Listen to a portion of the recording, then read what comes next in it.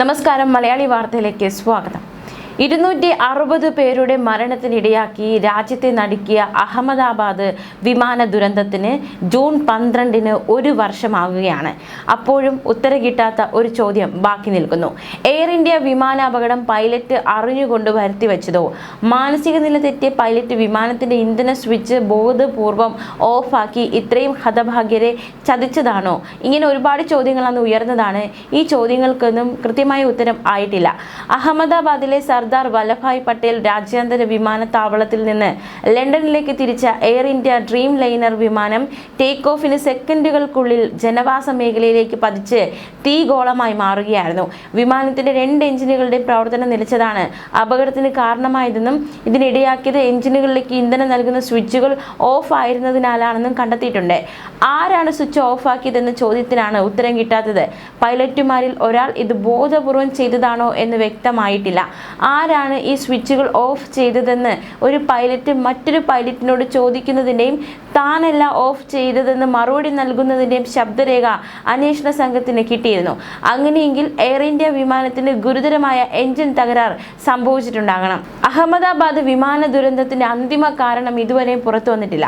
പറന്ന് 600 അടി ഉയരത്തിലെത്തിയപ്പോഴാണ് വിമാനത്തിലെ എഞ്ചിനുകൾ പ്രവർത്തിക്കുന്നില്ലെന്ന് ബോധ്യമായത്. അങ്ങനെ സംഭവിക്കുമ്പോൾ എഞ്ചിനിലേക്ക് ഇന്ധനം നൽകുന്ന സ്വിച്ചുകൾ പെട്ടെന്ന് ഓഫാക്കുകയും ഓൺ ആക്കുകയുമാണ് സാധാരണ ചെയ്യുന്നത്. എന്നാൽ വിമാനം 600 അടി ഉയരത്തിലെത്തിയ സമയത്ത് ഈ സ്വിച്ചുകൾ കട്ട് ഓഫ് പൊസിഷനിൽ ആയിരുന്നുവെന്നാണ് അന്വേഷണത്തിൽ വ്യക്തമായിരിക്കുന്നത്. ആരാണ് ഇത് ഓഫ് ചെയ്തതെന്ന് ഒരു പൈലറ്റ് ചോദിക്കുന്നതും താനല്ല അത് ചെയ്തതെന്ന് അടുത്ത പൈലറ്റ് മറുപടി നൽകുന്നതും ഇതിൽ രേഖപ്പെടുത്തിയിട്ടുണ്ട്. എന്നാൽ ചോദ്യം ചോദിക്കുന്ന പൈലറ്റും മറുപടി നൽകുന്ന പൈലറ്റും ആരൊക്കെയാണെന്ന് വ്യക്തമായിട്ടില്ല. വിമാനം ടേക്ക് ഓഫ് ചെയ്യുന്ന സമയത്ത് സഹ പൈലറ്റാണ് വിമാനം നിയന്ത്രിച്ചിരുന്നതെന്ന് വ്യക്തമായിട്ടുണ്ട്. ഒരേ സമയം 2 എഞ്ചിനുകളും പ്രവർത്തനരഹിതമായതാണ് വലിയ ദുരന്തത്തിലേക്ക് നയിച്ചതെന്ന് വ്യക്തമാണ്. 1.25 ലക്ഷം ലിറ്റർ ഇന്ധനമാണ് വിമാനത്തിൽ അപകട സമയത്തുണ്ടായിരുന്നത്. വിമാനം പറന്നുയർന്ന് ഉച്ചയ്ക്ക് 2:09-ന് കൺട്രോൾ സ്റ്റേഷനിലേക്ക് മെയ്ഡേ കോൾ കിട്ടി. അതായത് അടിയന്തര സഹായം ഉണ്ടാവണമെന്ന പൈലറ്റിന്റെ ദയനീയമായ അഭ്യർത്ഥന. ഇതിനു പിന്നാലെ തിരികെ വിമാനത്തിലെ കോക്പിറ്റുമായി ATC ബന്ധപ്പെടാൻ ശ്രമിച്ചെങ്കിലും ബന്ധം നഷ്ടപ്പെടുകയും അതേസമയത്ത് വിമാനം തകർന്നു വീഴുകയും ചെയ്യുകയായിരുന്നു. പറന്നുയർന്ന് 32 സെക്കൻഡിനുള്ളിൽ സമീപത്തെ BJ മെഡിക്കൽ കോളേജ് ഹോസ്റ്റൽ കെട്ടിടത്തിലേക്ക് വിമാനം ഇടിച്ചു കയറി കത്തുകയായിരുന്നു. യാത്രക്കാരും ജീവനക്കാരും ഹോസ്റ്റലിലെ മെഡിക്കൽ വിദ്യാർത്ഥികളും ഉൾപ്പെടെ 260 പേർ മഹാദുരന്തത്തിൽ മരണപ്പെടുകയും എന്നാൽ ഒരാൾ മാത്രം അത്ഭുതകരമായി രക്ഷപ്പെടുകയും ചെയ്തു. വിമാനം തകർന്നത് പൈലറ്റ് മനഃപൂർവ്വം ഇന്ധന സ്വിച്ചുകൾ ഓഫ് ചെയ്തത് കൊണ്ടാണെന്ന് ഇന്ത്യൻ അന്വേഷണ ഉദ്യോഗസ്ഥർ നിഗമനത്തിലെത്തിയതായി സൂചനയുണ്ടെന്ന് ഇറ്റാലിയൻ മാധ്യമങ്ങൾ റിപ്പോർട്ട് ചെയ്തിരിക്കുകയാണ്. വിമാനത്തിന് സാങ്കേതിക തകരാറുകൾ ഉണ്ടായിരുന്നില്ലെന്നും കോക്പിറ്റിലെ വോയിസ് റെക്കോർഡുകൾ പരിശോധിച്ചതിൽ നിന്നും 2 എഞ്ചിനുകൾ നിശ്ചലമാക്കുന്ന രീതിയിൽ ഇന്ധന സ്വിച്ചുകൾ ഓഫ് ചെയ്തത് പൈലറ്റ് ആണെന്ന് വ്യക്തമായതായും റിപ്പോർട്ടിൽ പറഞ്ഞിരുന്നു. അതേസമയം വിമാനത്തിന് ഗുരുതര സാങ്കേതിക പ്രശ്നങ്ങൾ ഉണ്ടായിരുന്നതായും റിപ്പോർട്ടുകളുണ്ട്.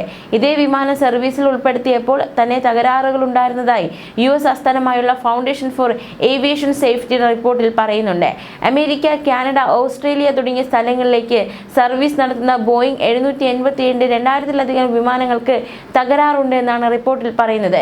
വിമാനം തകരാൻ കാരണം ഇലക്ട്രിക്കൽ തകരാറാണോ എന്ന് പരിശോധിക്കണമെന്ന് അന്വേഷണ ഏജൻസിയായ AAIBയോട് പൈലറ്റുമാരുടെ സംഘടന ആവശ്യപ്പെട്ടിരുന്നു.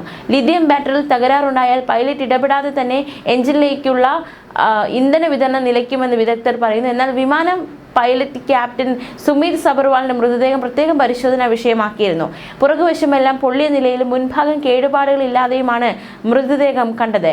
തോളിൽ 4 സ്വർണ്ണ വരകളുള്ള ക്യാപ്റ്റന്റെ വെള്ള യൂണിഫോം ഷർട്ടും കടുനിറമുള്ള ടൈയും പാൻസിനും ഒന്നും സംഭവിച്ചിരുന്നില്ല. അതുപോലെ അദ്ദേഹത്തിന്റെ ഷൂ പോലും കാലിൽ ഉണ്ടായിരുന്നതായാണ് കണ്ടെത്തിയത്. ക്യാപ്റ്റൻ തന്റെ അവസാന നിമിഷത്തിലും വിമാനം രക്ഷിക്കാൻ ശ്രമിച്ചതിന്റെ തെളിവ് കൂടിയായിരുന്നു ഈ സൂചനകൾ എന്നാണ് വിദഗ്ധരുടെ പക്ഷം. ക്യാപ്റ്റന്റെ മൃതദേഹം വിമാനത്തിന്റെ സ്റ്റിയറിംഗ് കോളത്തിൽ പിടിച്ചു വച്ചിരിക്കുന്ന അവസ്ഥയിലായിരുന്നു. എന്തായാലും ദുരന്തം സംഭവിച്ച് 1 വർഷം പിന്നിടാറാകുമ്പോഴും അപകടത്തിന്റെ കാരണം എന്താണെന്ന് രാജ്യത്തിന് മുന്നിലേക്ക് അധികൃതർ അറിയിച്ചിട്ടില്ല. ന്യൂസ് ഡെസ്ക് മലയാളി വാർത്ത.